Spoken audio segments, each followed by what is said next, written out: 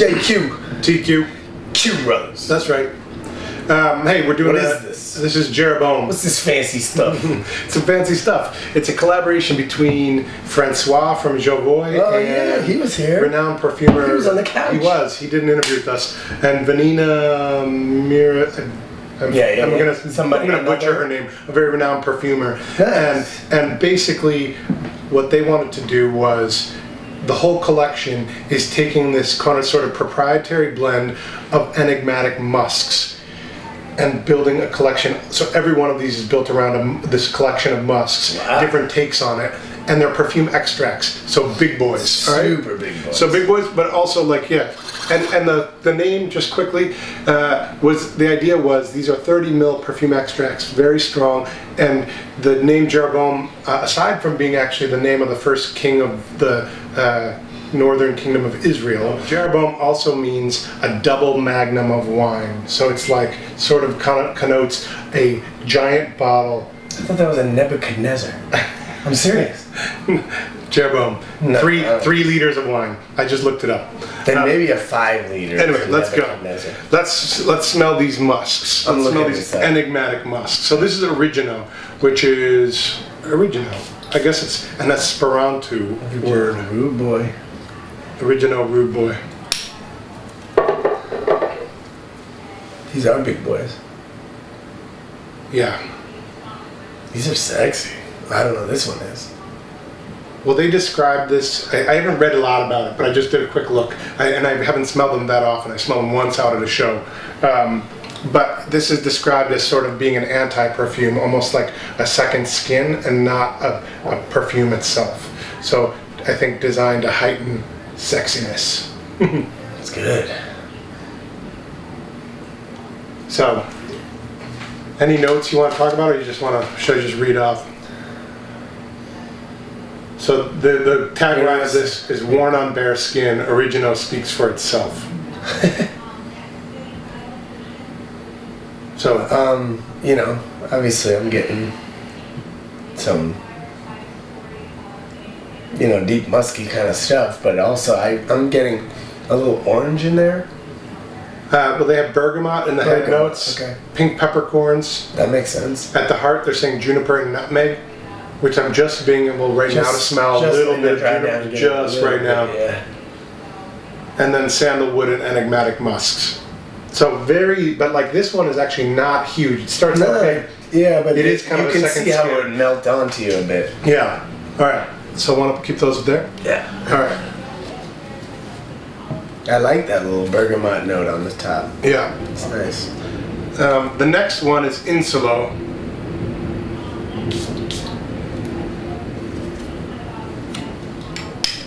Ooh. Cakey.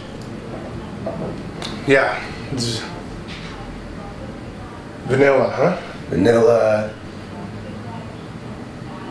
Ginger, maybe. Ginger snappy, kind of gingerbread crust. They're not even quite ginger. It never gets that spicy for me, but I know what you mean. It's got a little bit of that gingerbread pie crust. Yeah, that's what I'm saying. Or graham cracker pie crust, yeah. You know? Now there's like kind of a smoky earthiness coming out. Yeah, is that a vetiver or something?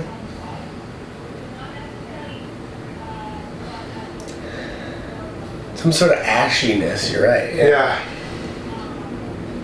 This is becoming more and more seductive. I'm liking it more and more. Mm-hmm. I'm not a big vanilla fan. No, but the vanilla is actually fading. And it's becoming like a background. Yeah. But it's definitely firewood. I'm getting like firewood now. Like you've been standing at a campfire and then you smell your clothes, you know? Yeah.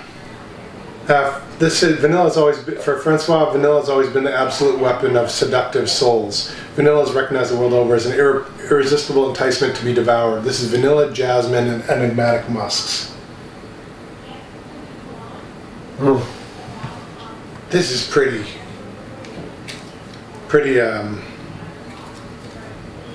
It's got enticing. Do you agree? Yes. That's big. Next one, what is it? Hauto? Hauto? I don't know. Let's smell it. Okay, well this one's a floral joint. Yeah, is it like little tuberose in there? Yeah, maybe lily. I don't know. I'm not as good at discerning the flowers as much as you. You probably could tell better. Like rose geranium or something? Is that one of those? Or is that tuberose that I'm just keep smelling and trying to rename? Hard to say. Heady flowers. She's amazing.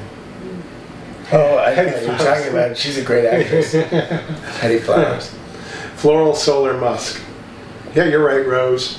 So they talk about during the Roaring Twenties, French can-can dancers in the celebrated cabarets of Paris had their own very specific perfume rituals. It is said that they perfumed every hill and valley wherever they wanted to be kissed. Hauto, skin, is an invitation to experience the fragrance of skin. Bergamot and pineapple on the top, tuberose, rose, and spices in the heart, and base is enigmatic musks. Oh, I like that. That's sexy. All right. What's this called? Oriento. This is Oriento. Oh, I know this. Wow. Well, incense. This one, the first time I smelled it, reminded me of Maison Francis Kirkjohn's the Silk Mood. Yeah. Is it Silk Mood or Satin Mood? Whatever the rose oud, the rose oud accord. It's got that rose oud thing going on. I really like this one. This is like that Indian rose, though. You know that. Well, that's that rose oud, that Middle Eastern rose oud. You know, but woody. It also reminds me of the tower. Is it tower? Which one? Tower. Tower. The rose incense a little bit. Right. He's gonna be here. Andy Tower's coming. I know. Isn't it in that world too? A little bit.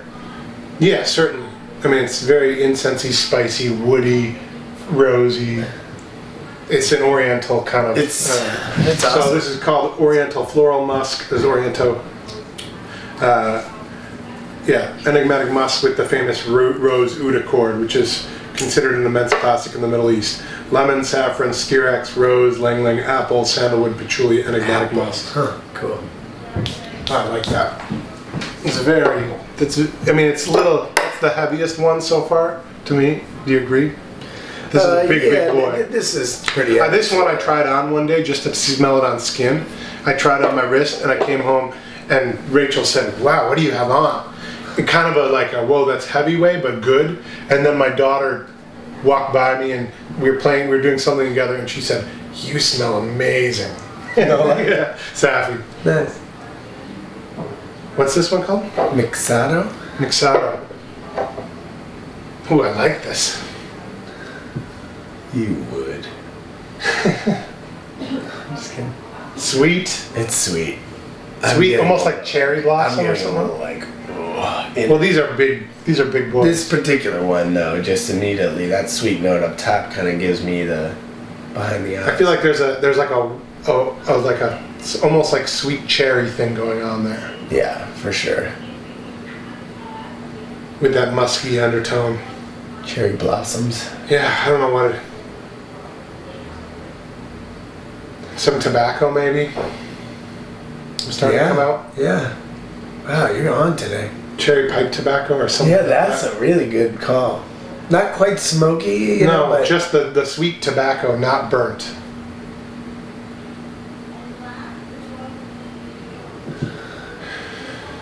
There's almost like a little bit of like a bacony thing going on.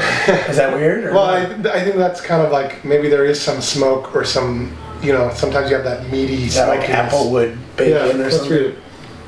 Oriental amber musk. So Jeroboam invents a purely addictive perfume in which fruity and spicy notes fuse with an indelible assemblage of precious woods and musk. Yeah, after the initial fruitiness kind of starts. Yeah, now it's much more. Bergamot, labdanum, saffron, cedar, geranium, gaiac wood, patchouli, vanilla, enigmatic musks. That gaiac, like the wood, is coming out, and that sort of. There's a little, the patchouli is nice actually. Yeah. I love patchouli when it's used well. This is becoming more and more, I would imagine, to your liking.